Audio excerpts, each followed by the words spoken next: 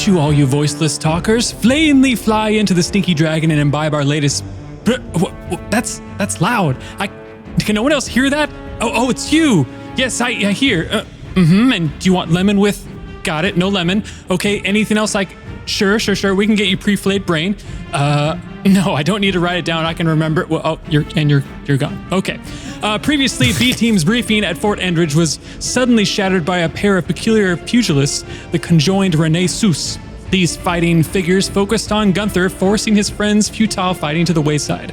When Gunther was decidedly disarmed, the duo divulged they were actually disjoined and designated a destined destination, a delayed reunion with Bunlap at Sky Blue Falls Prison. Whilst resting, Doug was visited by the Veiled Eye, who mandated a meetup in Mito Canyon with his many mechanisms. Nab some nectar and nestle in for a noxious narrative.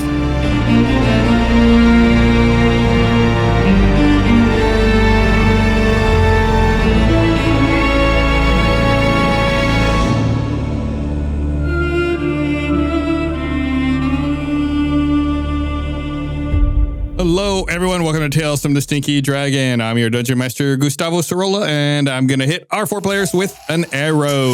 Whee! Sure. Following astrology stereotypes, what would your character's zodiac sign be? And that's submitted by Laura Marstar. All right, everyone roll that D20. Excellent question, by the way. Yeah. Yes. 2. I rolled a 1. 17. 4. All right, so it seems like we have Doug first with 17, then Natty with 4, Gunther with 2, then Tolv with 1. Woo woo. All right, lead us off, Doug. You got it. Well, hello, everyone. I'm Barbara Dunkelman, and I play Doug Boone, the artificer bugbear, battlesmith artificer. Boone. You got to hit that plosive. Boone beats Battlestar. And, it's funny because Doug actually has learned a lot about the zodiacs and all the different astrology signs and everything like that, and part of his studies. And, I'm not going to tell you what Doug actually is, but the one that Doug it probably relates to the most.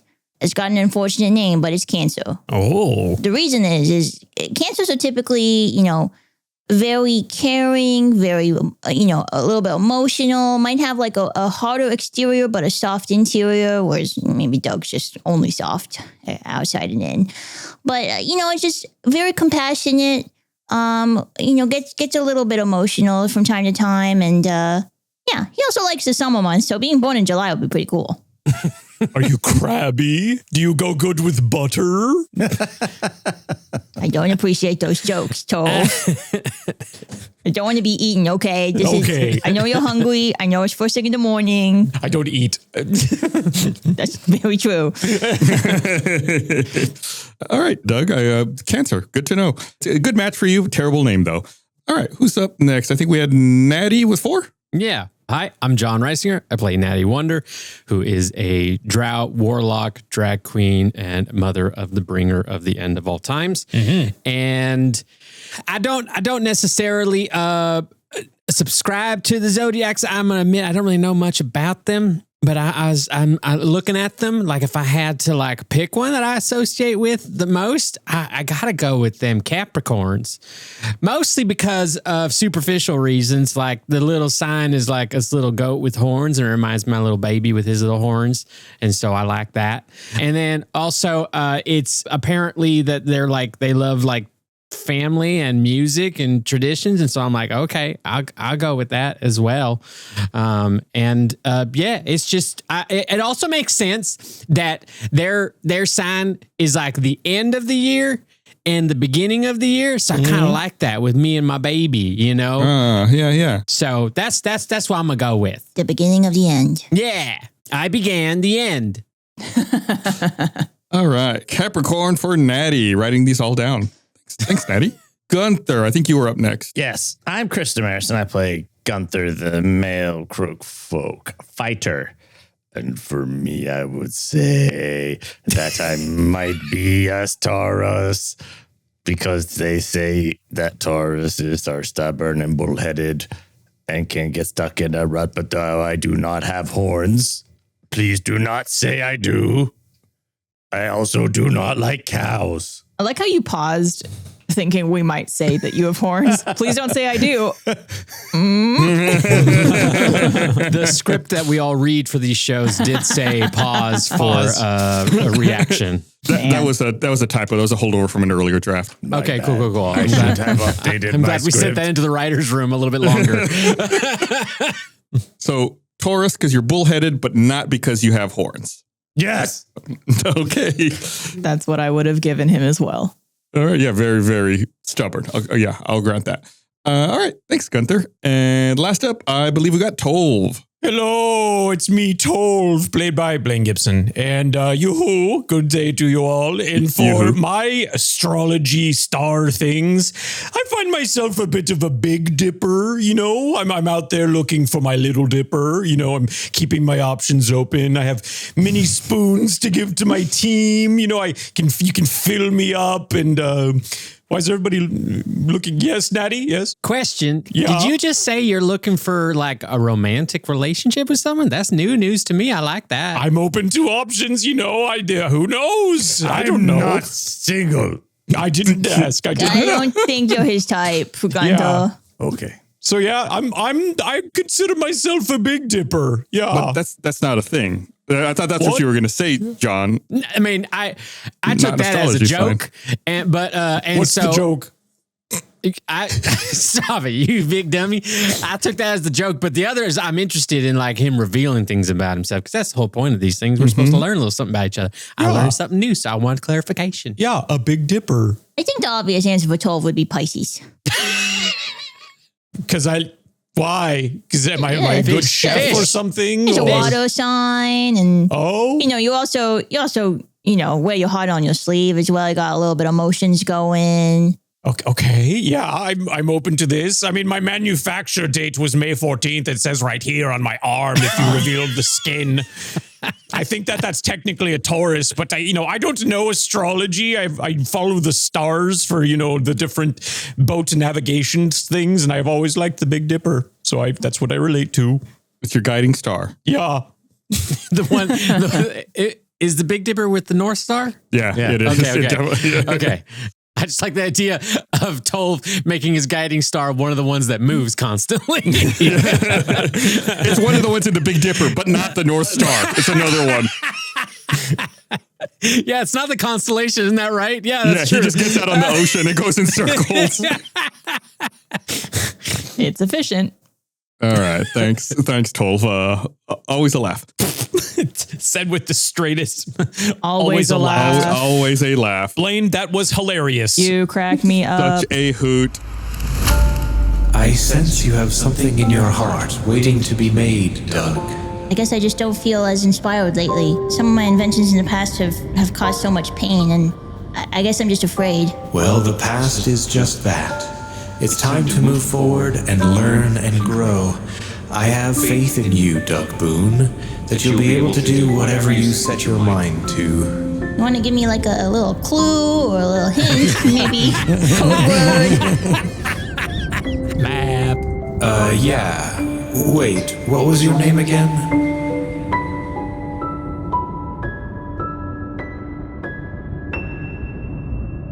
Doug Boone.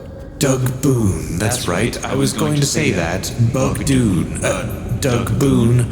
It's hard for me to keep track. When you come to Meadow Canyon, we'll discuss it further. But if I forget your name, please don't take insult. What's going on with you? Same, bro. It's difficult for me to keep track of time. The future and the present are all mixed together for me. Sorry, I'm just taking notes so I can keep track of this. Maybe I should do that. I do recommend it. The veiled eye is Chris Demarais. I want to use my thingamajig. Meadow Canyon. I'll see you there, Doug. Okay, I will meet you at Meadow Canyon. Easy enough to remember. Small puffs of clouds begin converging around your face, and they tickle your nose, and you sneeze. Oh. With a sneeze, Doug, you snap back to reality, and you find yourself standing at the workshop, and Gunther's just talking to you. And so I say, don't you dare take that bug. That is my bug. But they took it. You know, what do you do? What do you do? Yeah, that's quite the pickle that you're in, Gunther. Yes, Yeah, I was listening that whole time for sure. Yeah. Chris, go ahead and take an inspiration die for ending that conversation. Yes. That was a really good performance. Well done, Gunther. Your first inspiration die of the campaign. Yes. You've done it. But you know how it is, Doug. Siblings. Yes, yeah, siblings. Oh, Yeah, they're really great, aren't they? no, because they take your bugs. Yeah, they might take your bugs and they might, like pick on you and stuff, but Yes, the happy times are you got to hold on tight to them. they certainly are lots of happy times. Yes. Yeah. Yes. You have a lot of siblings, don't you? Oh, yes. And I love them all. I would cherish them so much. That's nice. Open wound. Open wound. Oh, yes. yes. But I do not like them. Glad to be away. All right. Smooth just like me, Gunther. I feel like I'm seeing a little bit of myself here. John, you look really confused. What's up? It's just my default. I'm just confused. Don't worry about me. I'll figure it out. I mean, you're wearing it on your face real big. It's just me watching Gunther traverse a touchy subject. That's all. They suck. All right. Unless you all have any other downtime activities you want to do, I think that about wraps it up. If you all want to take a rest, call it a night, or push on. Oh, we weren't resting already? I figured if Doug had that in a vision, was it a dream or was it a vision? It was like in the middle. It was like a vision while he was working. A vision quest. He checked out for a moment. Yeah, we've all been there. Yep. Yeah. Okay. Huh? What? Yeah. Yeah, I suppose a rest would be nice Yeah. because we get to sleep in our bunks. Yeah, that's exactly what I was going to say. Y'all can sleep in the barracks and take it like a proper full long rest if you so wish. And it's such a good long rest, you're going to give us temporary HP points, right? No, I'll just give you back the normal amount you would get from a long rest. Okay, guys. Now that everybody knows that I am a Thaumatek, I can finally stop pretending to be asleep. So I'm going to go power down in the corner. So if you see me just there, zoning out, do not fear. I'm just in sentinel shut-eye mode. It's no big deal, really. Could you actually maybe just like watch me sleep, Tolv, if you're going to be up anyways? I mean, yeah, why not? I mean, do you have a preference on where you want me to be put, Just, nearby so you can see if anything weird happens to me or if I look like I'm in maybe like a trance or a dream that's disturbing me. So you have this nightstand here. If you want, I can just kind of crouch on it like a goblin, like a gargoyle. Yeah, Would this just make you feel comfortable. comfortable? Yes, and I'll open my eyes big and bright so you can see that I am watching. Do you have a setting for playing white noise? Oh, I do. Yes. So here we go.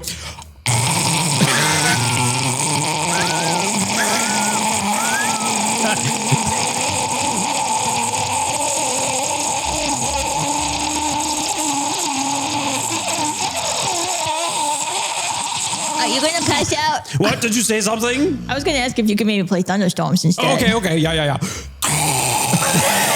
much better. What? Everyone's All right, looking at I'm me. done. Is this not I'm done. I'm done. What's the matter? I'm so confused. Natty's already asleep. That was perfect. Natty's out. I like to think that Tolv's eyes also turn red and glow like a nightlight. So he's just there with like glowing, evil-looking red eyes, making that demonic sound. They actually display digital readouts of the time. Yeah. This one's hours and this one's minutes. And we've got our thumbnail for the episode. Just a gargoyle, mouth agape, staring at Doug sleeping. Okay. You all are snugly asleep, except for Tolv, who's making a demonic sound. Stop. Doug goes ahead and hits off the alarm clock. Snooze mode activated. Well, your alarm clock doesn't have a chance to go off because what shakes you from your slumber is a Sergeant Steeleye who angrily enters the room, berating everyone. B-Team, what in tarnation happened to me? What did you all do? You took a little nap. I took a little nap, just like you're taking a nap, oversleeping, not making it to your next assignment. Yeah, pretty much, yeah. I came and talked to you while you were asleep. I do remember that. Thank you, Tolv. Give me the pen. Yeah. Oh, yeah. Thank you. Do you need a white noise machine? No, you sleepyheads. I've already sent your privates ahead to Meadow Canyon to scout. Do you remember what your mission is? All too well. Good. Go for it, Gunther. Lay it on him.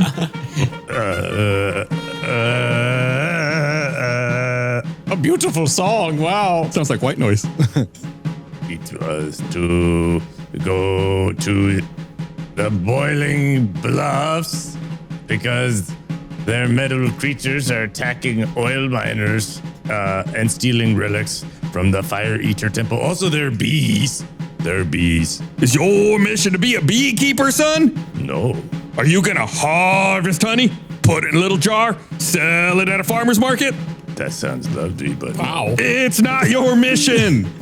Did you just reveal your retirement plans, Sergeant Steeleye? That sounds very nice. Get to the front line. You got it, sir. Let's go, team. Right away. Up and at him. Yeah. We're going. Hup two. Leaving me asleep in the war room, making me put my hand in warm water. It's not gonna work on me. It's not my first time falling asleep. We look down. He just has like a urine stain all over his face. Fresh. And that's our alternate thumbnail. Pee-pee pants. Okay, what's the plan here? Natty, you're in charge, right? Yeah, I feel like I've been in charge for quite a while. And so I could probably relinquish control so I don't have to worry about that anymore.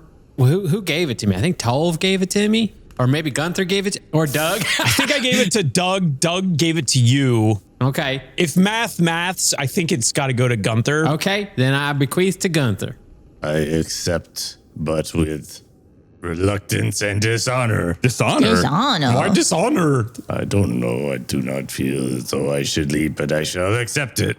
Well, I mean, Gunther, we're going to try to, don't tell Steeleye this, but we're going to go straight to see your friend Bunlap. So this is your chance to gain back your honor. Wear it with pride. You know what they say? The best leaders are the reluctant ones. That's right. You do not seek the power seeks you. You're perfect for it. All right, Gunther. What's the plan? How are you gonna approach this? So straight ahead, there's Boiling Bluffs, but along that route is Meadow Canyon, right? So you're in Fort Endridge. Meadow Canyon is 3 hexes away, so about 18 miles. Okay. From where you are, the next immediate places you go to, you have 2 options. You could either go to Boiling Bluffs or Copia Convent. Or the convent. That's where the mother lady. I know this. I talked to her. It is a nun convent. Priestess Chess. Hey, Priestess look at Chess. you. Yeah. We haven't thought about her for many, many weeks. Yeah, I talked to her. She sounds like this. Very dreamy. Ooh, kind of wispy voice. I hope we can get that voice actor back. You know, the Copia Convent is a small convent of nuns devoted to the fruit bearer. And it's the bee's knees when it comes to leather working and tanning. Bees. Since we're talking geography, so we've got the Boiling Bluffs and then Meadow Canyons after Boiling Bluffs. Where is Sky Blue Falls Prison in correlation to all that? It's also on the way. It's like you would get there on the other side of either of these options. Okay. Okay. So it is between those options and Meadow Canyon. Yeah. Meadow Canyon is 3 away. So it's like immediately next to Boiling Bluffs or Copia Convent. And then you could do Sky Blue Falls Prison after that on the way. Well, then it would sound like we should head to Boiling Bluffs, since that is in fact our mission direction, and then we can get somehow. Well, I guess we've got 2 options. We can go Boiling Bluffs and try to like when they were playing football and they try to just go right through the defense to get to where they want to go. Or we could go to the convent and try to I'm saying this without Steeleye listening. I've pushed him away. Steeley's wandered off at this point. Because now I'm talking about not doing orders. We could go to the convent and maybe that'll get us around the front line. So we don't have to do any sort of the arm stuff. It's funny because we're soldiers. And we can go to all of our other little side quests. I believe we should go to Boiling Bluffs. You're in charge. Because also the Seedrinker is curious to talk to the Fire Eater. It's true. Yeah, the fire starter. Yeah, Wicked's fire starter. The eater, sorry. Yes. You were really confident with that. You were just right up there. What? All right. So we're going to Boiling Bluffs. Yes. Before we leave the camp, what is this called? The room that we're in? Barracks. Barracks? Before we leave the barracks, Doug, pretend to trip me. Oh, okay. Yeah, no questions asked. Here we go. Okay. Whoa. Soul starts to work his way over to A-Team's bunks and just thrashes around, knocking him over. Oh no. Oh, silly me. Oh. So we're the only ones in here. I know. I just needed in case there's like, Steel Eyes watching through a window or something, I need to make it look like an accident, but to heck with A-Team, really, Lucky for you, they're not there. They already woke up and they're out. You stuck it to them. To Demarais for not cleaning bunk beds. 2 Demarais. That's too many Demarais. No one wants that many. Am I in trouble or is this a thing that Gunther's? No, this is to A-Team. Oh, yes. Bad A-Team. All right, let us go on, not the double, just the single. On the single. Here we go. Yeah, we go. Do we have like a fun marching song? Natty, have you considered making a marching song as the resident musician? The soldiers go by marching one by one. By one. The soldiers go by marching and they're having so much fun. The soldiers, they go marching and they're doing all their stuff. And soldiers go marching to the Boiling Bluffs. It's good. That was fun. That's a catchy one. Okay, so it is early in the day since you all just took a rest and you've spent some time here at Fort Endridge. What is your marching order? Gunther, why don't you tell me what the marching order here is? It shall be Tolv and then me and then Natty and then yes on the behind. It shall be Doug. Excellent. You got it, sir. Yes, sir. On the behind. And just to make it explicitly clear, I have in fact continued to recast Animate the Dead, so Captain Grumbles continues to walk And with then us. Grumbles shall. That is an excellent point. I've been meaning to bring that up. You said you recast it. I want to make sure you burn the spell slot for that as well. Yeah. I'm happy Okay. to. Happy to. Okay. Worth it. Why did I make you a ring of spell slot refilling if you're just going to use it on this guy every time? I put my hand around Captain Grumbles and was like, so we can keep this guy around. He's the best. I love him. Skin slopping off because he's just so gross and degraded at this point. Guys, he gives me the heebie-jeebies. Maybe Captain Grumbles can like stay around, but like 10 feet in the direction that the wind is blowing so that we do not catch, You're we're not covered in dead downwind. skin as well. Yeah, but I take care of mine, Natty. You do not talk. This You is don't Bjorn. think I got products to take care of Captain Grumbles? Maybe he's born with it. Maybe it's Bjorn's skin. I am aiming for a Blue Fairy, I'm a real boy situation with Captain Grumbles someday. That's what I'm aiming for. He was already alive and real at one But point. now he's a whole new person. He swears, he takes care of Gigi. He's just like, we've made a new person. It's also a beautiful friendship because he started as an enemy, but now he is our friend, Sure, you there's go. necromancy involved, but you know, isn't that beautiful? All right. Captain Grumbles. Oh, you old dog. See, you love him, Gus. All right, why doesn't everyone go ahead and make me a perception check? Okay. Sure, why not? Got it. 12. Dirty 20. Dirty 20. Twinsies. 7. Okay, so 2 dirty 20s, a 12, and a 7. Doug and Natty, as you all are, you two are number 3 and 4 in line, aren't you? The back of the pack. As you all are, marching, making your way away from Fort Endridge, you've been walking for a little while. Fort Endridge is just a speck behind you. You see something out of the corner of your eye, kind of off to the left from you all. Seems like almost like a disturbance, like a puff of dirt moving around. Like on ground level? Yeah, and you focus a little more and look at it, and it looks like someone's chasing a rabbit. Chasing a rabbit. Okay. How far away? Not terribly far, 100 feet maybe. And as you're staring at them, you start to make out more details on the figure that's chasing the rabbit. It looks like it's wearing a top hat and it's holding maybe a wand of some kind in one of its hands. Wait, it's weird. It has like tentacles and one giant eye in the middle. So the creature the body is like a giant eye surrounded by tentacles. A giant eye with tentacles and tentacular eye stalks. Wait, what? Meta talk here for a second. What did Zuzu Top look like? Everyone make a reality check. Oh, Barbara. What was Zuzu Top? Zuzu Top is from the Groteth campaign. An Abrelian. It's the Abrelian who Abrelian. did the magic show at the beginning of the campaign. Very good, Barbara. What's the reality check again? So what you're going to do is you're going to roll a d20 and add all of your ability score modifiers, which is strength, dexterity, constitution, intelligence, wisdom, and charisma. farts. Do we add the negatives? Yes. Crit fail. 30. 14. 29. When you were talking about a magician, I was thinking it was that one bartender, the old man bartender who talks like a magician. Oh. I'm pretty sure he was scared. God, remind me what he sounded like again, though, guys. Yeah, one more time. We'll pull up the audio for you for that.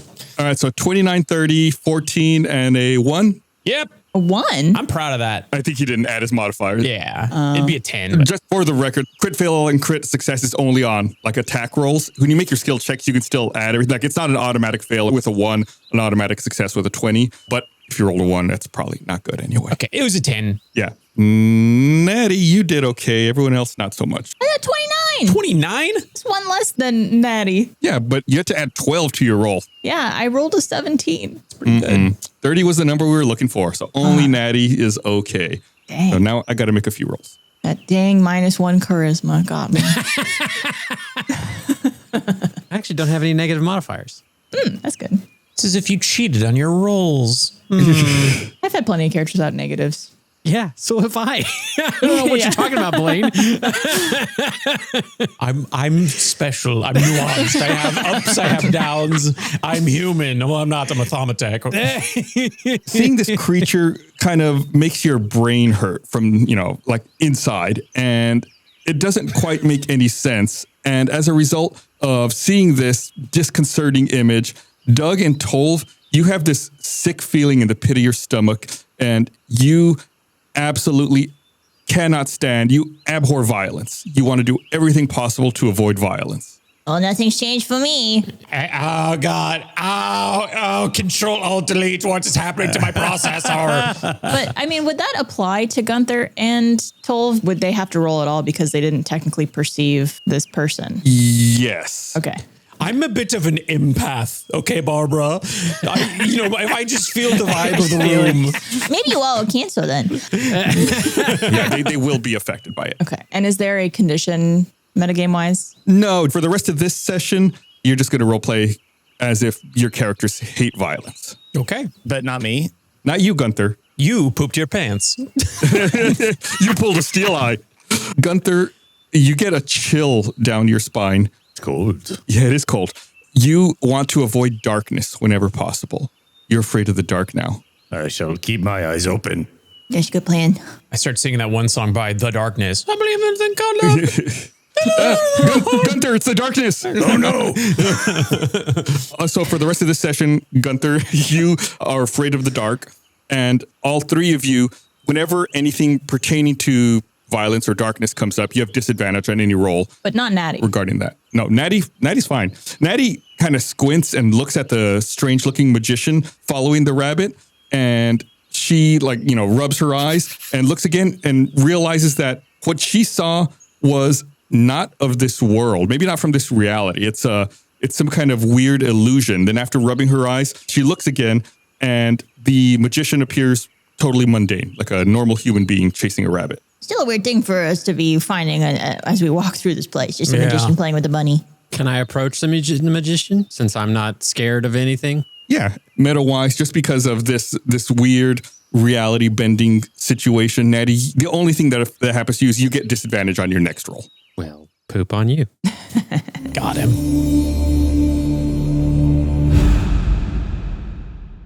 Thanks for watching this episode of Tales from the Stinky Dragon. Hey, speaking of Tales from the Stinky Dragon, did you know there are many, many ways you can directly support the show?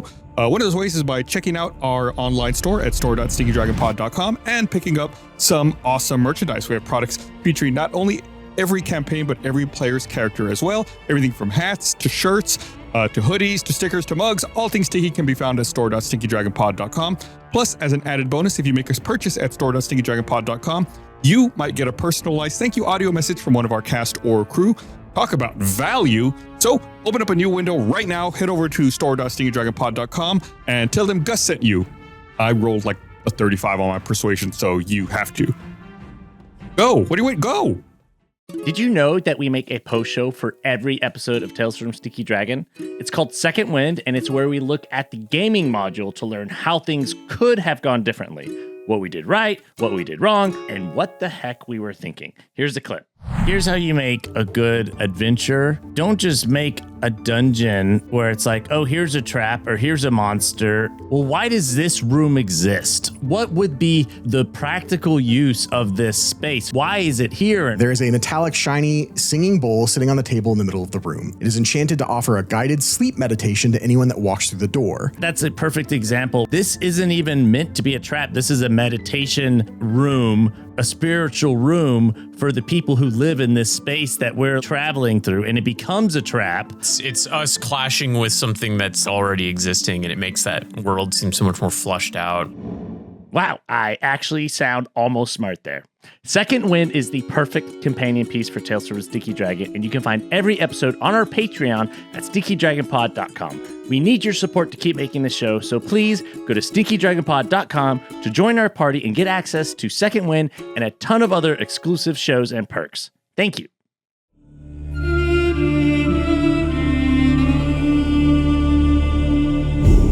So yeah, you see what appears to be a middle-aged human wearing a black suit and a top hat with a red bow tie and a cape and white gloves. Very classic. Ma'am, hello. I'm Natty. What you up to? Oh, hello, Natty. I'm looking for my rabbit. I can't help but notice you have a particular attire about you. Are you perhaps a traveling entertainer of some sort? Why, of course. I'm a magician. She does like jazz hands. Whoa. Okay.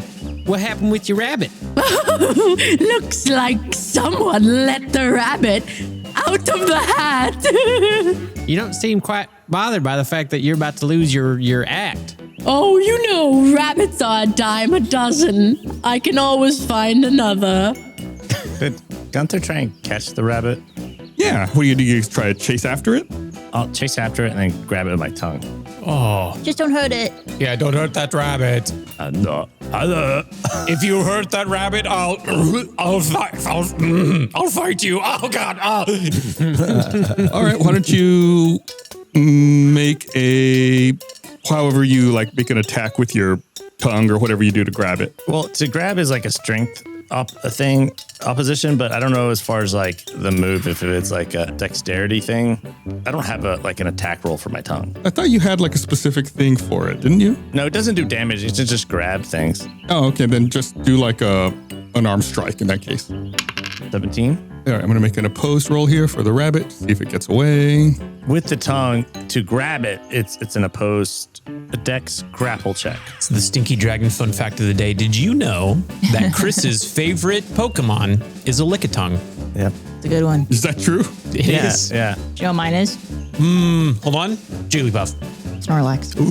Also Good one. Good one. Good one. So I guess that would actually be a +3 if it's a dexterity. So that'd be a 20. It doesn't matter. I rolled a 7, so you're still good regardless. So I guess while Natty's talking to this magician, Gunther just goes, he just snatches the rabbit in his mouth. Oh, why, thank you.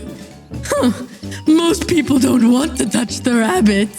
It's got a rare skin disease. It has leprosy. Oh, no.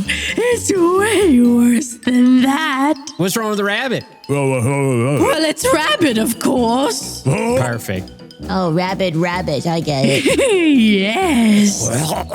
And Gunther, Well, Gunther's not a mammal, so only mammals get rabies, right? So you don't have to roll a check for that?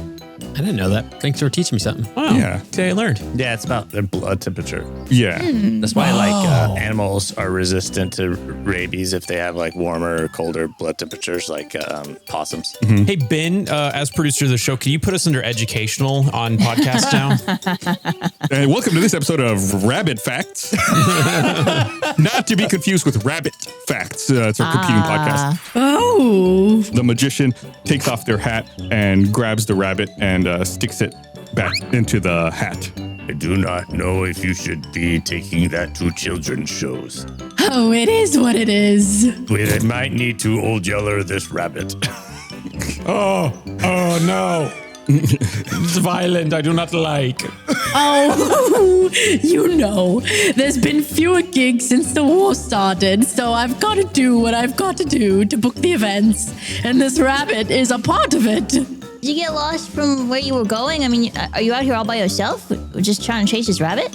Yeah, we have some openings for NPCs if you want to join. No, not offering that. I'm just curious.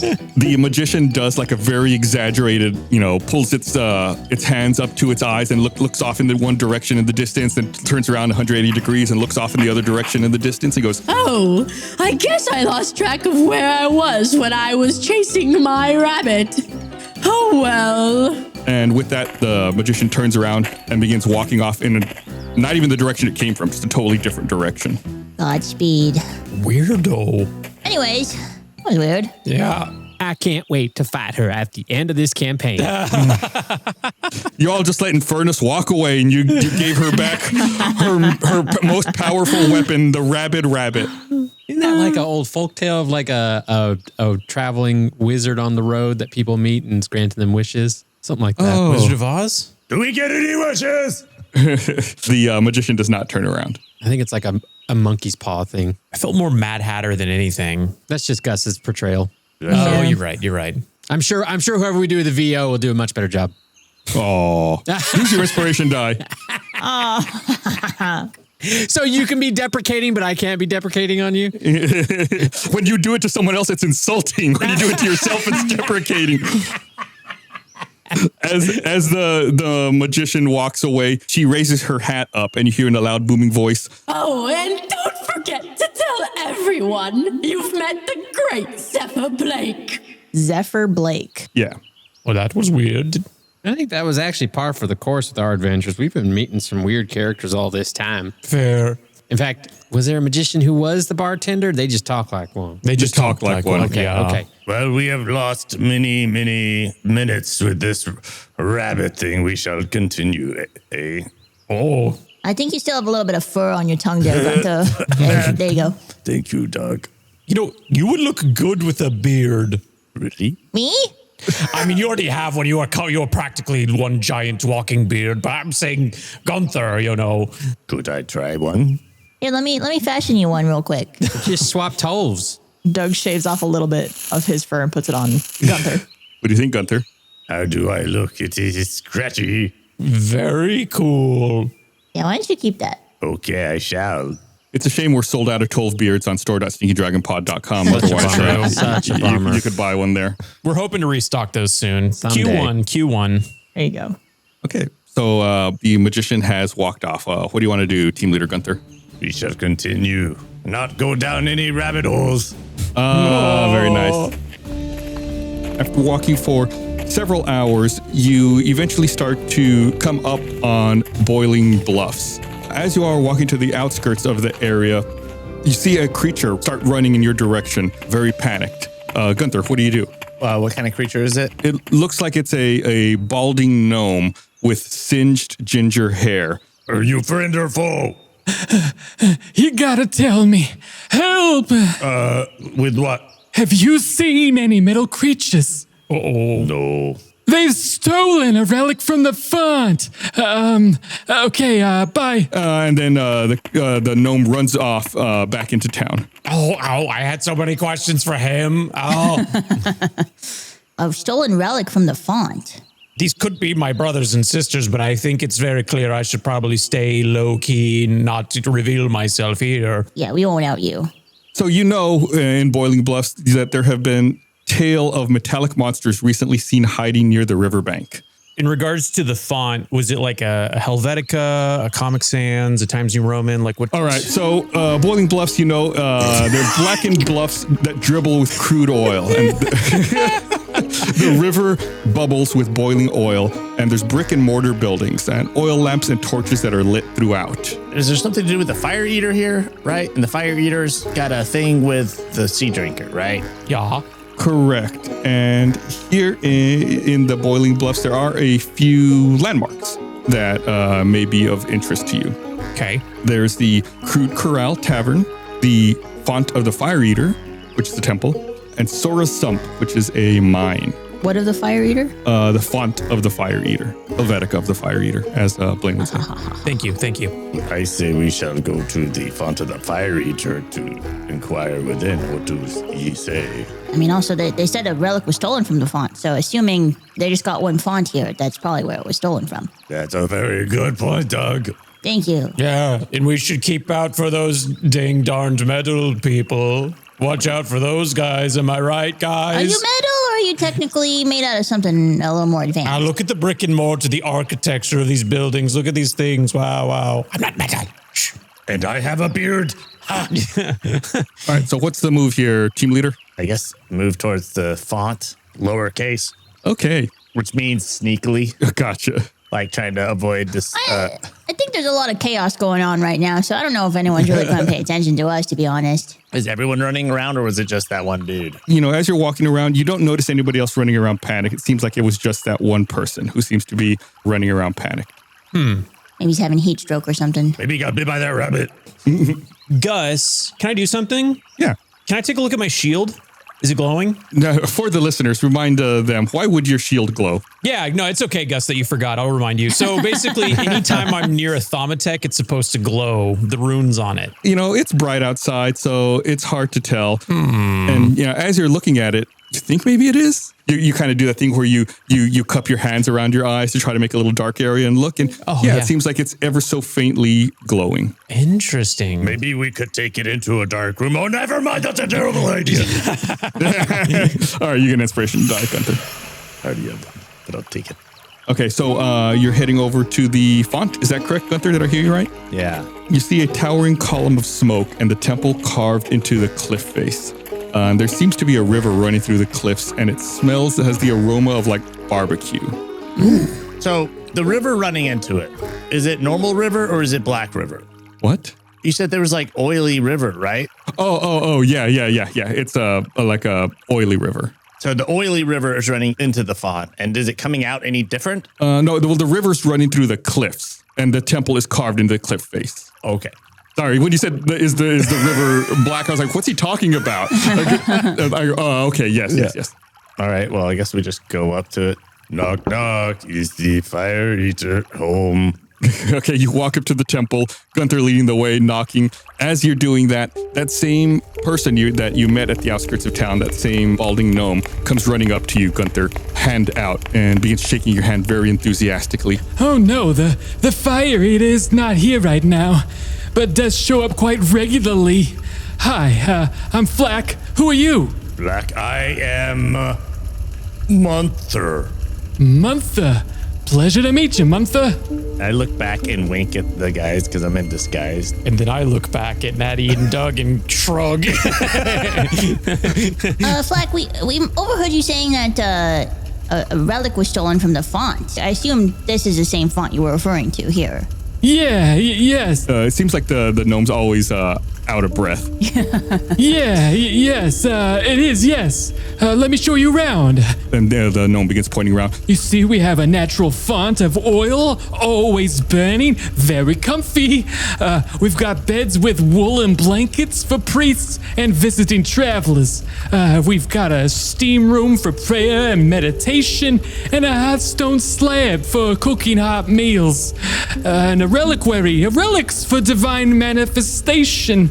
I'm the fire master here, Flack, and I help out the Kindlekin priests. Wow, okay. Flack, I want you to do me one favor before we continue on this little tour you're giving us. All right, this is something I call box breathing. You go in for 5, hold for 5, out for 5. Here we go. Hold. Okay, how you feeling now, buddy? Tired. Flack, maybe you need some sort of peaceful, calming aura, like a white noise machine. That would be nice. Barbara, why are you taking your headphones off? Barbara, what's the matter? Don't worry, I'll still be able to hear you if you do it. I was just offering. I didn't, he didn't say yes. Oh, yes. Yeah. Oh, okay. I hope it's lowered a little, just for the listener's sake. I hope you up the gain, Micah. Make it into a music track. You can beatbox with it. Well, what was the relic exactly that was stolen? And do you have any idea who might have taken it? Yeah. It was the fire opal of fireballs. You've probably heard of it. Metal creatures were seen wandering around in the temple, but they managed to escape without anybody noticing.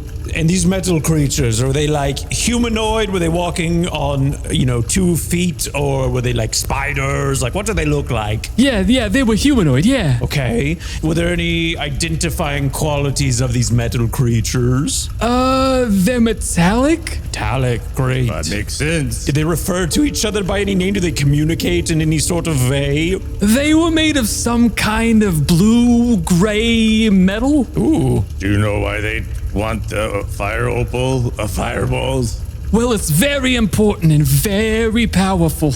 I don't know what they want specifically, but they're probably envious. Were they violent in any way? Did they were there any casualties or anything like that in the village? No, they were in and out, undetected. Interesting. And what does the fire opal of fireballs do exactly? I have a few guesses. It's a blazing, fiery red, translucent gemstone, about the size of a grapefruit, and it's constantly steaming. Wow. According to legend, this is just between us, of course. It's a single teardrop shed from the fire eater. Wow. That's a pretty powerful single teardrop. Yeah, Why would somebody want to take it? it's very valuable. Maybe that's the reason. What purpose does it have here? Well, this is the font of the fire eater, and it's a relic of the fire eater, so it just makes sense to have it here. Yeah, but you don't do any. You don't have no practical use for it on a day-to-day basis. Prayer, meditation. It's like going to a Catholic church and be like, why you got all these bones around here of these saints? Do you do something with them? What's the point of that altar and that cross over there? No, I understand. When things are stolen from your village, it can be very, very upsetting. Yeah. So upsetting. It's like a sacred labubu. I have here with me the only solid gold labubu. Shall we go look upon the river banks? What is that Pocahontas song? Up on the river banks. Come on, Barb. No, just Just let them flounder. around the There you river go. bend. I look once more. Should we do that? Flack, can you point us in the direction of where the metal people were? Well, if I knew that, I'd be there, getting the opal back. How about we do this, Flack? I feel like we could be helpful to each other even. What if me and my compatriots, we offer to help retrieve the opal for your temple, and in return, you do your darndest to help us get in contact with the fire eater. Oh, yeah, absolutely. I can do that. A little bit of that quid pro quo. Yeah, this for that. I get it. Perfect. You know Latin. Okie doke. You smart little gnome. Makes sense. You in the church, you know Latin. All right, let's go find them metal robots. We look for like tracks. Yeah, you can do that. Just around the river bend. I don't need to do this. I don't know if this is an abuse of the power, but I could also Tolv has a cape, right? And he has the shield that glows when it's near Thaumatex. I'm assuming these are Thaumatex, so I could throw the cape over me in darkness. Cover your eyes, Gunther. Well, not too long because that's also dark, and that don't blink, Gunther. Just stare over there into the sun. No, don't look into the sun. It's so bright. Okay. I'm blinded. Figured out. Okay, so anyways, if you guys guided me and we kind of walked around the village, and then the stronger the light grew from the shield, that kind of points us in the direction maybe. And what about this also? Just to get us started, I'll use my Octopod of Obscura and pour it out, looking for that fireball. Big old fireball, man. Big old fireball, man. That was good. Can I do that, Cuss? So yeah, turns water into inquisitive ink, dribbles some out. Ink flows towards hidden things in the area. Use 4d6 dice pool per long rest. Barbara, if the fire eater is Pitbull, I'm going to scream. Fireball. Hey, ladies and gentlemen. Dolly. Yeah, go ahead and you can dribble some out, and you roll from your dice pool, Gunther. Yeah. 5, 2, 5, 6. So I guess I lose 1, but I have 3 remaining. Correct. So you dribble some out, and like at first it doesn't seem like it's doing anything. It just kind of stays in a puddle, and then it slowly begins dribbling and running off to one side, seemingly leading you to one area here inside the font. Wait, inside the font? Yes. The call is coming from within the house. So when you first walked in, Flack kind of pointed out some different parts of the font to you. There's the font of burning oil. There's beds with woolen blankets, a steam room, a hot stone slab, the reliquary, and there's various priests and travelers, including Flack, who came up and greeted you. And as you're watching this liquid flow, it seems to be kind of leading out towards the steam room. Steam room, that makes sense. Hey, are we getting good vibes from Flack? Like, we got a vibe check on him? Yeah, make me an insight check. Good call. 6. Yeah, doesn't seem like he's hiding anything to you. All right. I am though. My real name is Gunther. Shh, don't tell him. It's a secret. What was the fake name you gave him? Munther. Munther. That's right. And my many sons. Munther and Sons. Munther and Boo. Natty is a daughter. Actually, I'm a mother. Oh, that's true.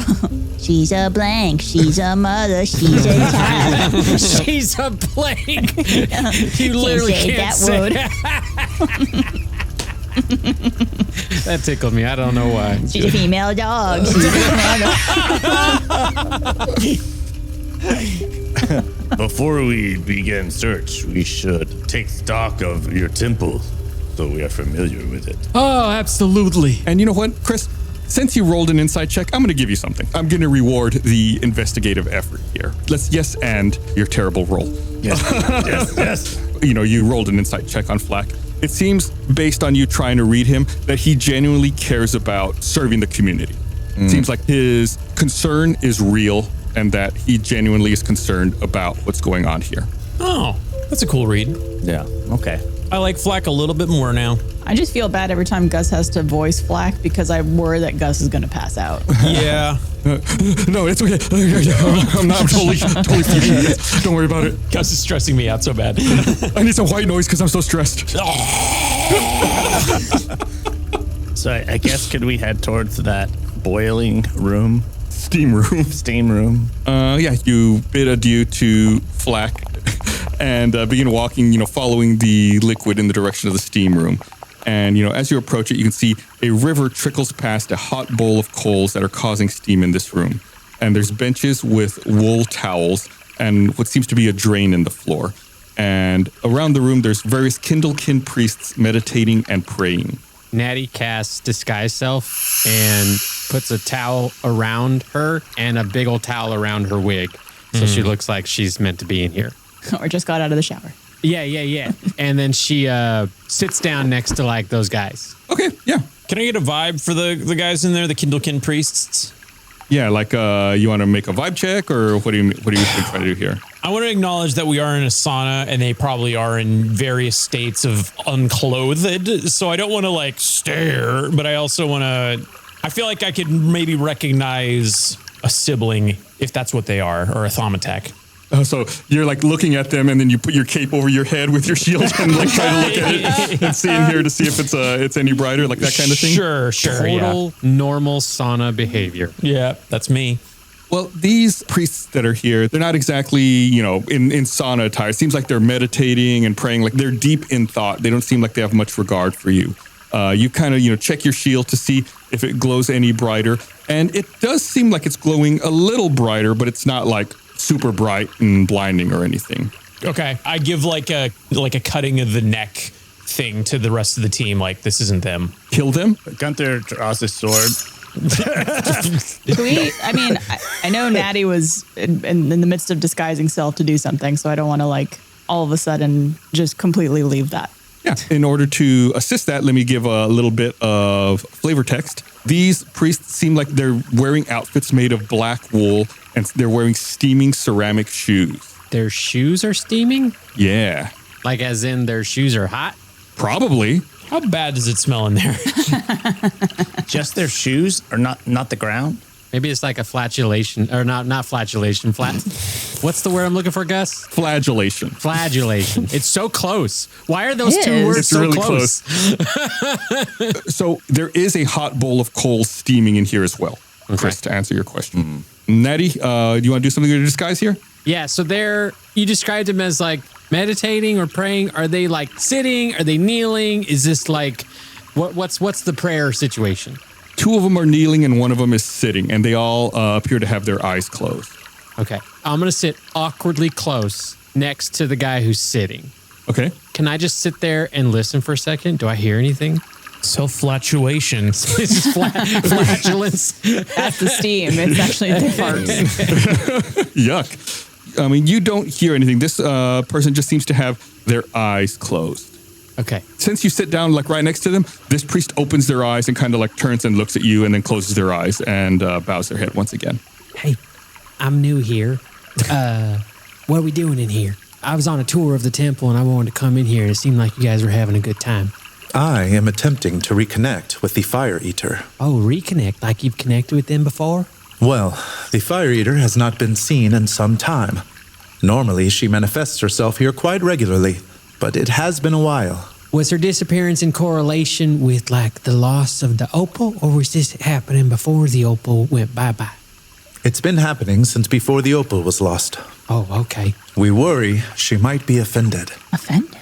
What happened? We do not know. We are trying to figure it out through meditation and through prayer. You're just one of those people who think it's your fault. It most likely is. So we're hoping through meditation and prayer we can discover the source of offense. Oh, okay. Is there something we're supposed to do in this room specifically to like try to connect with the Fire Eater? Do you wish to join us and become Kindlekin? Absolutely. I love the ascent. Excellent. You can join us by performing our initiation rituals. You can walk on hot coals, burn your belongings, or experience the tongue of tongues. Oh, all 3? Oh, not or. It's and. Let me retake that. Oh. Heck yeah. That suddenly got much worse. You can join us by performing our initiation rituals, walking on hot coals, burning your belongings, and experiencing the tongues of tongues. Okay. Yeah. You know what? When in Rome, do fiery stuff. Most excellent. I got this. I'm very interested in the Tongue of Tongues. I'm very I cannot tell you what that could possibly be. Let's find out. Thrilled. Let's find out. Are the 3 of us just kind of like in the doorway watching this happen? That's up to you. What are you all doing? I would be obvious if I tried to come and join, so I think I would just be trying to stealthily watch. Yeah, I'm watching from the corner and kind of listening in. Doing that thing where you're like pretending to look at something up on the wall. Yeah. Oh, wow. And Gunther strokes his beard. Nettie turns around and sees that Doug has much more volume than usual in his hair. There's the humidity in here. Because of the steam. My hair's starting to turn curly. Oh, he'd be so cute with curly hair. You got a perm. Oh, It's my natural curls. That's how it works for me too, Doug. Me too. Excellent. Which of the 3 rituals would you like to start with? Let's go in order. You said them in that order for a reason. I figure that's the clear way to get to that Fire Eater's presence. Oh, I appreciate the enthusiasm. Yeah. So, first, walking on hot coals. You must wear shoes filled with hot coals for a day. Ow. Yeah, that sounds smart. It's the first step to proving your devotion to the Fire Eater. Oh, emphasis on step. I see. Okay. I'm just looking at my character sheet to see if there's anything I can do to mitigate this. I was going to say, as a drow, are you fire resistant? Nope, there ain't Okay. nothing. So we're doing this full go. All right, give me them coals. Excellent. Luckily for you, there's a bowl of steaming coals in this room. So, you can grab some with the tongs that are in the bowl and use them. I just have a quick question. Do the shoes come in a 4-inch heel? I'm just asking for Natty. You can provide your own shoes or use what is here. Is there also a way I could very, very stealthily come in and just graze Natty and give her guidance? Yeah, do that. Yeah. Absolutely. It's just Doug awkwardly walking through the steam room, just gently touching Natty and walking back. Listen, as someone who has gone to saunas before, there's nothing worse than being accidentally touched in a sauna. And you can't see anything That's really. why I wanted to sit awkwardly close to this guy, because there is a unwritten rule that you don't do that. Nope. Yeah. Also, just discovery as I'm looking through my character sheet. Don't worry, Barbara. Animate Dead specifically is you use it without using a spell slot because it's part of my Eldritch invocations. Wow. Cool. It's like a cantrip then? It is a spell that I can cast once every long rest. Oh, okay. Nice. So every long rest, you could reanimate. And so we long rested, and I brought Captain Grumbles along with us. So don't worry about that. I can keep Captain Grumbles around forever. All right. Forever That's and ever. broken. Eat that, Gus. I've got plans for Captain Grumble. Do it. All right. Coles, grabbed him with the tongs, put him in my shoes, and feel how that feels. We are very appreciative of the devotion. I'm hesitant to read the metagame thing. I'm going to hold off until it's relevant. Great. That's not ominous at all, Gus. I was able to cast guidance though? Yes, absolutely. Okay. I figure you do that thing where you kind of walk in, do a circle around the room, walk kind of close to Natty, do the quick brush, and then just walk back out to the door or wherever you want. Just so you know, Natty, that you can add a D4 to any number rolled on one ability check of your choice. Thank you. I'm quite familiar with it. That's true. You did have guidance. It's good to teach our listeners who aren't familiar. Yeah, Steve. Steve in Illinois, we see you. I think the last time we did that, someone did get into our Discord or something and was like, that was me. Discord available at stinkydragonpod.com.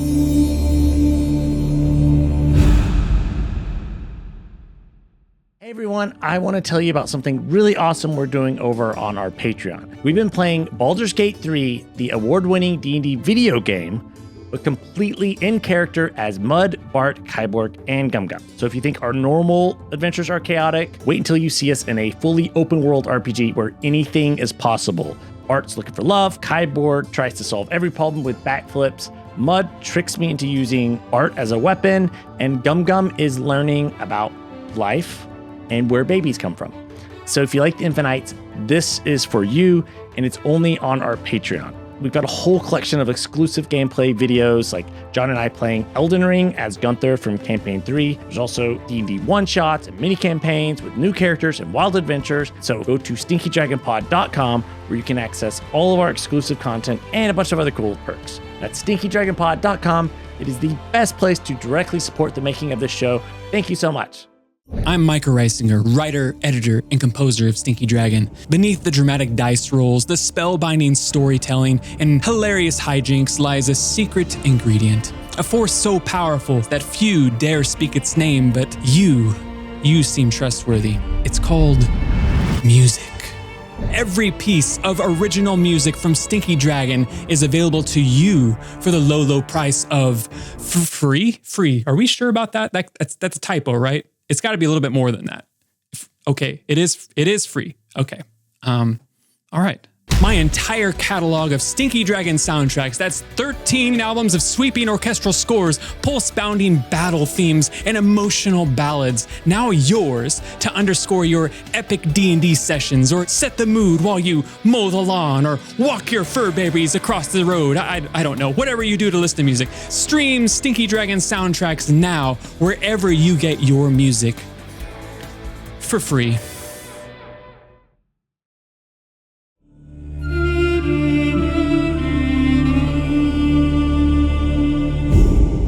Do you remember the next step? I gotta burn stuff. Make a constitution check. Yeah, why not? It's 13. Okay, yeah, you feel the coals in your shoes like burning and singeing. You know, pain is just a warning signal sent from the brain. You are holding it together quite well. To be clear, Blaine did bring up something that Natty walks around in high-heeled boots all day long. So Natty's got tough feet. You're ready. Maybe Natty's got calluses that are helping to absorb the heat. Good ankle strength. Yeah. That is correct. Now, you need to burn your belongings. Make a constitution check. 15. All right. Ooh, getting real hot. We must set fire to some of your belongings. Chosen at random. Go ahead and make another constitution check. What are you doing here? Please be geeky. Please be geeky. Please be geeky. 18. All right. Yeah. Whew, little I bet toasty. you anything is Captain Grumbles. Randomly. So what you're going to do is you're going to roll 3d6 individually, and using each number rolled, I'm going to start from the top of your inventory and count until reaching the item slot corresponding to that number, and we're going to burn that item. Okay. You burn my auto harp. Natty will, in fact, bring this temple down around these people's faces. You're rolling, so you're burning. All right. First roll, 1. That is your auto harp. No. Wait, what was the rule? Roll 3d6 individually. Using each number rolled, start from the top of the inventory and count until reaching the item slot corresponding to that number. Burn the item. Wait, why am I rolling 3 times? 3 items? Yeah, you burn belongings with an S. It's plural. He did say plural. All right. God. Yes, that's fine. They'll have to deal with what happens with that. 6 and 6. So do I need to roll that third one again? Well, what I'm gonna do is I'm gonna not count the items that are already burned, so that's okay. What you burning? That's a dagger Okay. and your light leather armor. I think I even have the armor on. I don't think you do either. It's not clicked. Perfect. Yeah, take it. Yeah. So auto harp, dagger, armor. It's rough. What am I supposed to do now? So it's not automatically burned. Natty, you must take these items and put them in the fire to burn them. You can do an illusion. You can? You can. I can't. You can't? No. You don't have any type of illusion? You guys are crazy. You guys all think I have a million different spells. I'm just a warlock. That's fine. You know what? Natty is committed. Okay? She's very straightforward. She doesn't lie. She likes to be straight on. So Natty does. She takes the auto harp. She plays it one more time, a sad little melody, and then puts the dagger on it, wraps all of it in the leather armor. And where do I put this? You can put it on the steaming coals. That should do the trick. Natty played Ring of Fire by Johnny Cash. I was just thinking of. I was trying to think of a good song, and you got it. No, There it is. Natty plays something that will not get us copyright strike. Yeah, Natty puts it on the fire. It slowly begins to smolder and then bursts into a small pile of flames. Fireball. This is a somber moment, okay? Not anymore.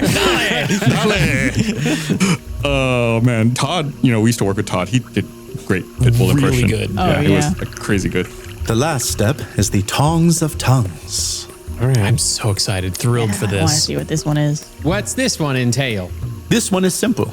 You merely split one's tongue into a 3-pronged fork.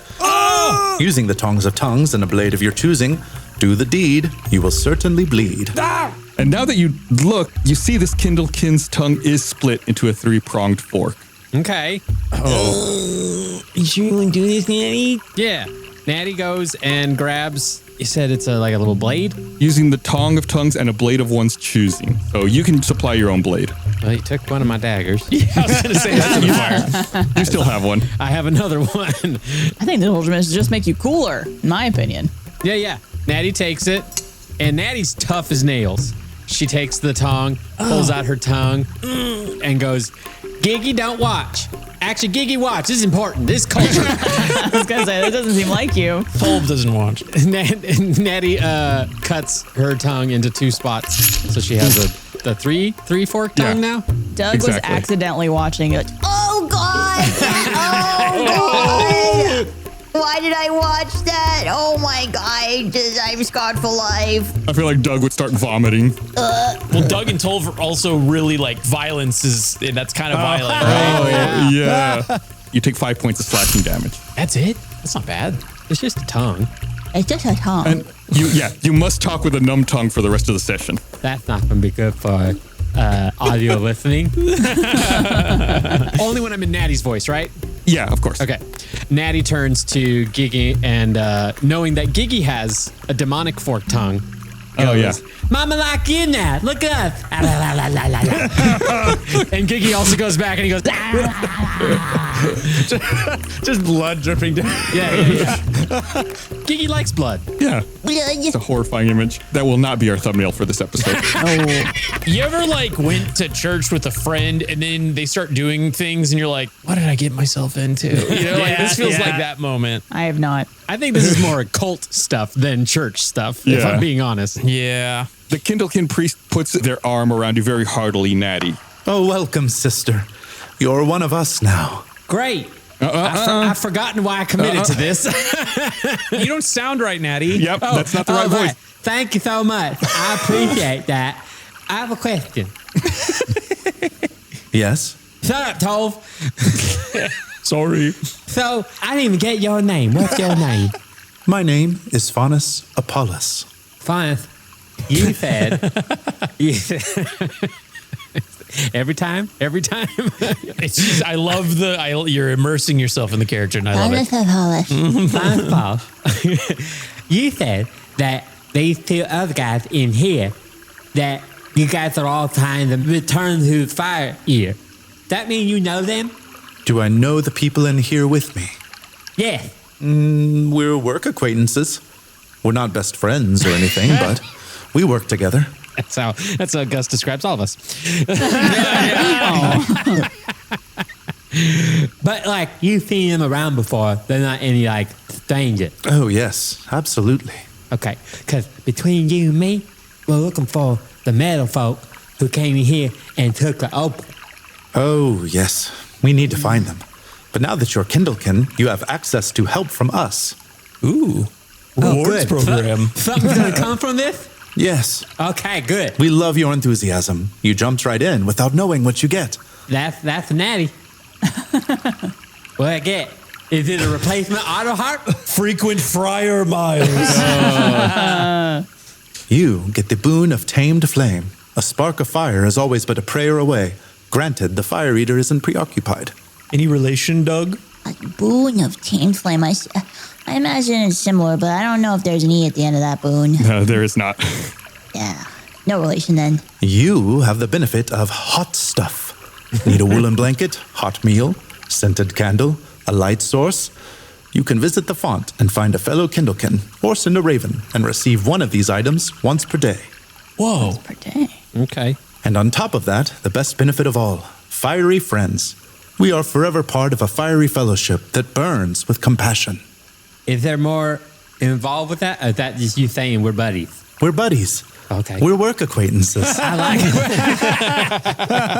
like new fans. I don't know if you want to ask like if there's something that you could like call upon them in time of need or something like that, like summon them. Yeah. Is this like something where you guys will help me if I need help? Yes. If you visit the font of the fire eater, you will always have help here. All right. Can they cancel my student loan debt? They help me catch that suffering succotash. I can do. Thank you so much for all this. I have one more question before I probably gotta leave and rejoin my compatriots over there who probably just wondering what the heck's going on. Did you say anything about those metal guys who came in here and took the opal? No, but there have been erratic attacks against miners by metal creatures. The miners suffered some lacerations. The creatures were last seen near the Boiling River. Maybe that's a lead. Yeah, that's actually interesting. I heard that they were attacking miners. Were they just attacking to attack, or were they trying to steal something, or what was? Did anybody discern a motive? This is serious D&D. Yeah. We really have no idea. They just seemed to come out of nowhere and begin attacking for no reason. Okay. Well, I won't take up any more of your time. You are very hospitable for letting me interrupt your prayers and then making me part. Hey, fist bump. You get a fist bump back. There we go. And then Natty actually just goes in for a hug. All right, yeah. You go in and get a very hearty hug from Faunus. And Natty turns around and goes, "Who else wants to be one of these guys?" Oh, you can take wait, you have to continue wearing the shoes with hot coals for the rest of the day. Okay. Now, you want me to hold your heels for you? Like my boots. Your boots. Yeah. Oh, I imagine they're heeled boots. Yeah. Yes, please. Thank you so much, Doug. That's so nice of you. I got you. Wow, these are a work of art, these things. Yeah, my mama made them. Rhinestone. It's like embellished from like tip to bottom. That's been crazy. Don't waste any space. Where's the thread? Now, could someone else talk for the rest of this recording so I don't have to click anymore? I think I vote Natty be the spokesperson for us for the rest of the episode. Somehow not using your tongue makes my tongue really tired. I don't know why. You're like flexing it in the other way. You're like avoiding use. It's avoiding it. It's having to hold still. It's like when you're in the car and you get tired from having to compensate to all the changes. Well, this is the direction that the stone supposedly went, right? Yeah, the liquid flowed into here. Over time, it continued flowing came into the steam room, and then went down the drain. So do we know the source of the heat? You said there was like a hot... Yeah, there's a hot bowl of coals causing steam. Does there seem to be any sort of like... You said the drain. Access to the drain? Yeah, like a how big is the drain? It's narrow. It's pretty small. I mean, do you go over and like poke around with it? We got someone who can fit into small places. It's true. Doug Boone. I actually can. Yeah. I thought you guys think I was making a joke, but yeah, that's like a power, right? I thought, I think it's a feature of a bugbear, maybe? Bugbear trait. Yes. I guess I don't want to interrupt or upset the priests. We're buddies. We're buddies now. These are my homes. They're buddies, and they all have their eyes closed.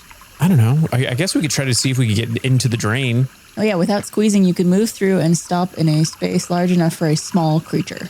Oh. What is that ability called? It's called sneaky.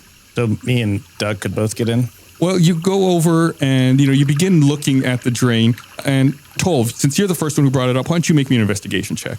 Okay. That is a 0. I'm going to use my inspiration die. Gee whiz. I've had bad rolls this game. Yeah, this has been a bad roll day. Oh my for you. God. 4 and a wasted inspo die. I give an inspo die. All right. You won't regret it. Here it comes. Here it is. 13. Not bad. There we go. Much better. You bend over to kind of look at the drain, and as you're getting closer to it and looking, you realize that the grate is loose. It's not fitting flush or like the way you would expect it to on there, like it's been disturbed. Oh. And as you're bending over looking at it, like a reflection catches your eye, and you see something shiny under one of the benches in this room. Okay. Can I investigate that? Yeah, you head over and take a look, and under the bench is a small piece of some kind of bluish, grayish metal. It's in a small water puddle, and it smells terrible. Oh, no. Earlier, that gnome Flax said that the metal people were bluish gray. Do you want to pick it up? I like, because the other people are meditating and I don't want to interrupt them, I want to like point out, like I'll lift up the bluish gray metal, point this, and then I'll point down at the drain too. When he gets closer to the metal thing, does his shield glow more? I imagine it's only if he's actually near a being. That's what I think. That's how I interpret it as well. I'm going to say probably not. Doug sees Tolv motioning and looks at the grate and then nudges Gunther and goes, Hey, Gunther, I think maybe something went into that grate. Maybe something that belonged to that piece of metal that Tolv was holding. That's what I'm gathering from his hand signals over there. Yes. I think that is very true. It's awfully dark in there, and it is so dark. Well, why don't I help you out, actually? Let me just imbue a tiny item here with a light. If we go inside, I could light up the tunnel.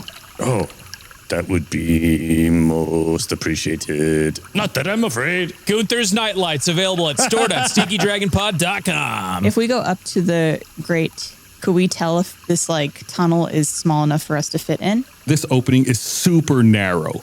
This drain is normally only big enough for small creatures to get into. So normally you would not be able to fit in this, but Doug, you have that specific feature that lets you fit into where small creatures can fit, and Gunther is small. So you two can fit, but Natty and Tolv would not be able to fit in there. Okay. What if I gave one of them my potion of gaseous form? Oh, interesting. I'm pretty sure that would work. Problem is I only have one of them. Yeah. When you drink this potion, you gain the effects of gaseous form spell for 1 hour or until you end the effect as a bonus action. And gaseous form is you transform a willing creature along with everything it's wearing and carrying into a misty cloud for the duration. While in this form, the target's only method of movement is a flying speed of 10 feet. The target can enter and occupy the space of another creature. The target can pass through small holes, narrow openings, and even mere cracks, although it treats liquids as if they were solid surfaces. The target can't fall, remains hovering in the air. While in the form of Misty Cloud, the target can't talk or manipulate objects, and any objects it was carrying or holding can't be dropped, used, or otherwise interacted with. The target cannot attack or cast spells. I love that this could work out, and I would hate to split the party 3-1. How about instead of one person for 1 hour, we do 2 people for 30 minutes? Like they each take a half a sip. I'm saying, Gus, offer on the table. I don't think that works. I think you have to imbue the entire thing for the effects. Otherwise, it's like you just start burping and farting a lot. Makes sense. I'm going to keep that in mind. I could also hold on to it because I feel like it will come in handy in case we ever need someone to do a reconnaissance. Yeah, pretty cool. It is really cool. Now, how about this? Because you're worried that like if Natty doesn't have anything, Natty has to stay, right? Or Tolf, yeah. Yeah, one of you. Yeah, one of us. Why don't I send somebody in Natty's stead? Gigi can turn into a little like centipede and crawl around, and Gigi can be my avatar. That is terrifying. And then Natty can just hang out.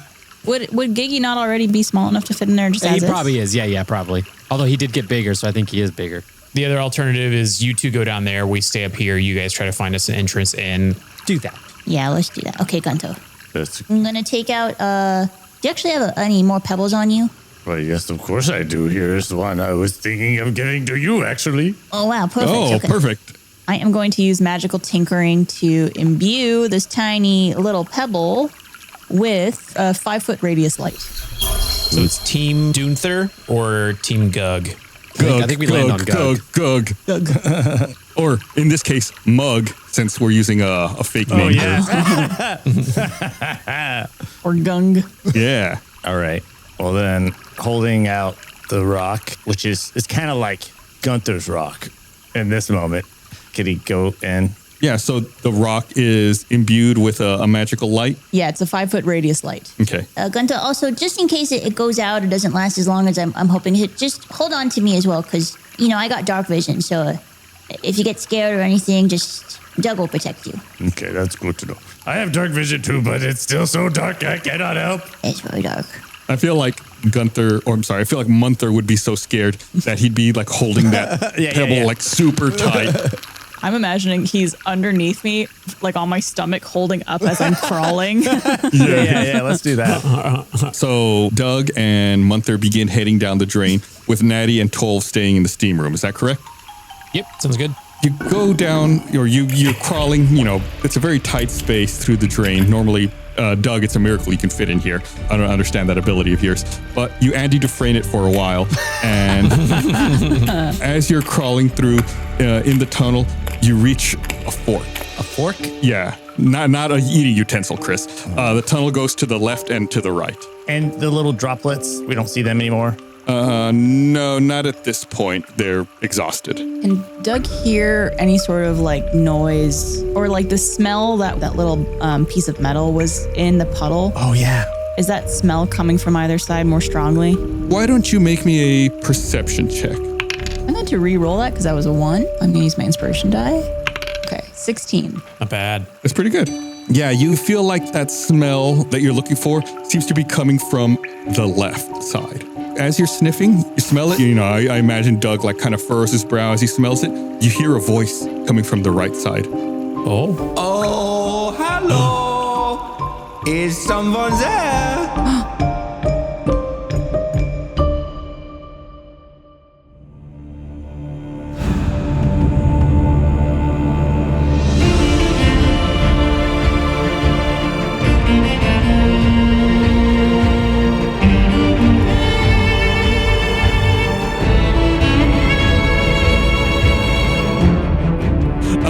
Find out what the voice is, find out what the smell is on the next episode of Tales from the Stinky Dragon. Natty, make sure you say goodbye and some salutations. Salutations, everybody. Have a good old time, okay? You take care of yourself and say hi to your mama for me. Can I request that if John is on second wind, he has to talk? No. But if you are a subscriber on our Patreon over at stinkydragonpod.com, next week we'll have an episode of Second Wind where we're going to talk about this episode specifically, and maybe we'll unveil some secrets. Attention Stinky Dragon audience members, it's the holiday season, so we're having some deals in the Stinky Dragon store from November 24th to December 6th. All orders of $75 or more, you get 10% off. But if you spend more, you save more. Orders of $100 or more, get 15% off. And orders of $125 or more, get 20% off. Stock your inventory and boost your savings. New episodes of Tales of Stinky Dragon premiere every other Wednesday wherever you stream podcasts and on the Stinky Dragon YouTube channel. Want to listen to the show 48 hours early and ad-free? You can support us by becoming a patron at stinkydragonpod.com or join as a member on beacon.tv. Both give you early ad-free access and members-only Discord for each platform. Looking for even more stinky content and community perks? Our Patreon offers exclusive bonus shows, behind-the-scenes content, access to the Stinky Dragon Discord, members-only live streams, stinky community events, and a shout-out on the show. Just like Ivory Wolf, Daniel Sweet, 3 in Steel, Mako, and Shorty06608. These patrons directly support the show, get ad-free episodes, access to our patron-only Discord server, bonus content like Second Wind and Behind the Screen, and other stinky perks. Some of our friends voiced NPCs in this episode, and listeners who interacted with us on the Stinky Dragon Discord had NPCs named after them. Zephyr Blake, named after Blake Nelson, voiced by Fuya at Fuya. Flack, named after Flakes, voiced by Micah Reisinger at Micah.Reisinger. And Faunus Apollos, named after Fan of Motion, voiced by Eddie Rivas at Eddie Rivas. This week's arrow question was submitted by Lorimar Starr. This episode of Tales from the Stinky Dragon was produced by Ben Ernst and Micah Reisinger, written and composed by Micah Reisinger, and edited by Catherine Arnold. Tune in next time for another thrilling episode of Tales from the Stinky Dragon.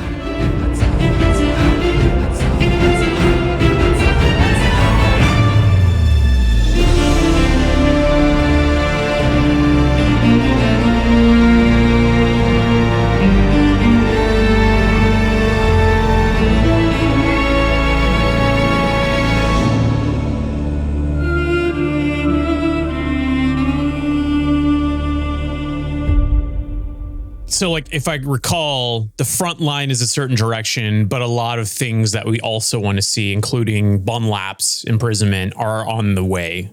Correct. Yeah. And Disney World. Disney World is a big one. We need to make a stop. We also need to go to the Buc-ee's. That's a no-brainer. I love that Boosie's. It's great.